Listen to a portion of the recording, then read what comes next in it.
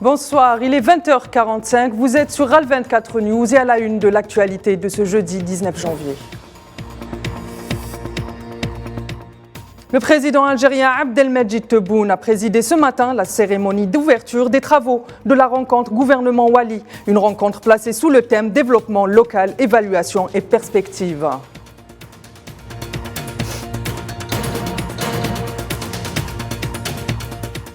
Les relations entre la République démocratique du Congo et les États-Unis d'Amérique s'inscrivent-elles dans une nouvelle dynamique? On y répondra en milieu d'édition.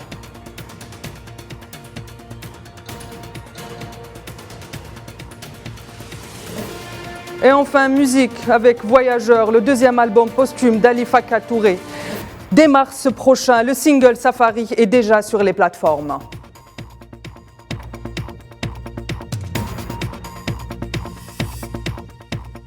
Et on entame cette édition avec la cérémonie d'ouverture à Alger des travaux de la rencontre gouvernement Wali, placée sous le thème développement local, évaluation et perspective. Une rencontre présidée par le président de la République, Abdelmajid Tebboune. Le président est revenu notamment lors de son allocution d'ouverture sur la situation en Libye et au Sahara occidental. Je vous propose de l'écouter.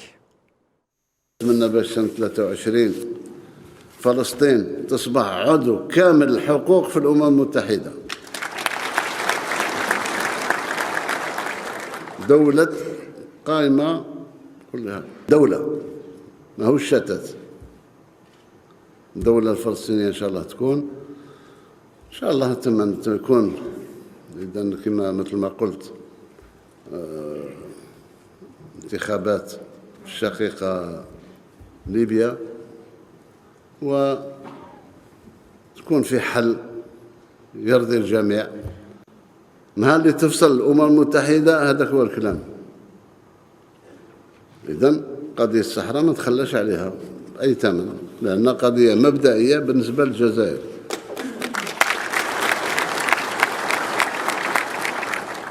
إذن احنا إن شاء الله نناضل بكل قوتنا من أجل هذه القضايا، قضية الصحراء، قضية الفلسطينية، قضايا العادلة في العالم. هذه هي السياسة تاع بلادنا. Et après près d'une semaine de conclave, les premières recommandations du 16e congrès du Front Polisario commencent à tomber. Les 2000 congressistes réunis à cette occasion ont voté la réduction du membre des secrétariats national sahraoui qui passe ainsi de 29 à 27 membres. Le congrès, placé sous le slogan « Intensifier la lutte pour chasser l'occupant et parachever la souveraineté », a vu la participation également de quelques 3000 personnalités venues d'Afrique, d'Amérique latine ou encore d'Europe. Et il a été prolongé de 2 jours.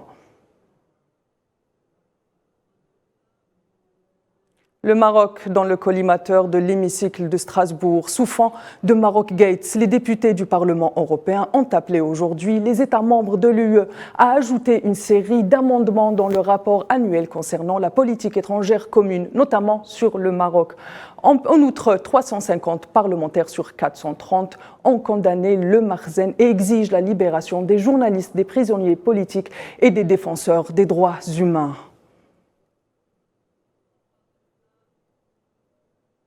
Et coup d'envoi aujourd'hui de la 5e foire de la production algérienne à Nouakchott. 150 entreprises ont répondu présentes à cet événement économique. Les objectifs de cette manifestation, faire connaître les produits algériens des différents secteurs économiques et de faire la promotion dans les pays voisins, mais aussi encourager les partenariats afro-africains.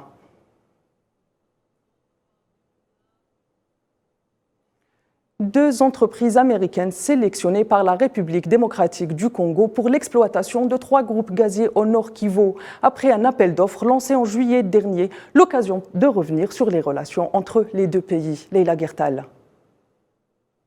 Suite à un appel d'offres international lancé en juillet dernier, la République démocratique du Congo a sélectionné les entreprises qui devraient exploiter 3 blocs gaziers au lac Kivu dans l'est du pays. Il s'agit de 2 entreprises américaines et une canadienne. Rien de bien étonnant puisque les États-Unis et la RDC ont signé un traité d'investissement bilatéral, sans oublier les échanges commerciaux entre les deux pays dans le domaine des énergies, le fournisseur principal des États-Unis en pétrole et la République démocratique du Congo, avec plus de 90% de toutes les importations des États-Unis.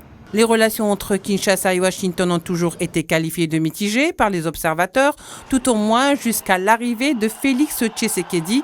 Dès lors, un tournant est marqué, notamment grâce au rapport particulier entre l'ambassadeur américain en République démocratique du Congo, Mike Hammer, et le nouveau président du pays. Des rapports qui avaient suscité bon nombre de polémiques. Cela dit, c'est lors du sommet États-Unis-Afrique que cette nouvelle donne a été clairement remarquée, puisqu'il était question pour la République démocratique du Congo d'obtenir des États-Unis une plus grande pression sur le Rwanda. D'ailleurs, pas plus loin que ce samedi dernier, Félix Tshisekedi s'est entretenu au téléphone avec le secrétaire d'État américain Anthony Blinken. Les échanges ont porté sur l'échéance de l'ultimatum pour le retrait sans condition du M23 de ses positions au Nord Kivu.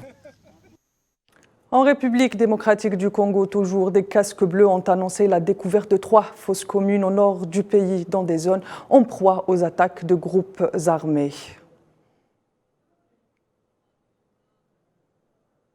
L'Afrique du Sud accueillera entre le 17 et le 27 février prochain la 2e édition des manœuvres maritimes communes avec la marine russe et chinoise. Ces manœuvres monteront quelques 350 militaires sud-africains provenant de plusieurs services et divisions, aux côtés de leurs homologues russes et chinois. L'objectif étant le partage des compétences et des connaissances opérationnelles. La première manœuvre du genre, quant à elle, date de 2019.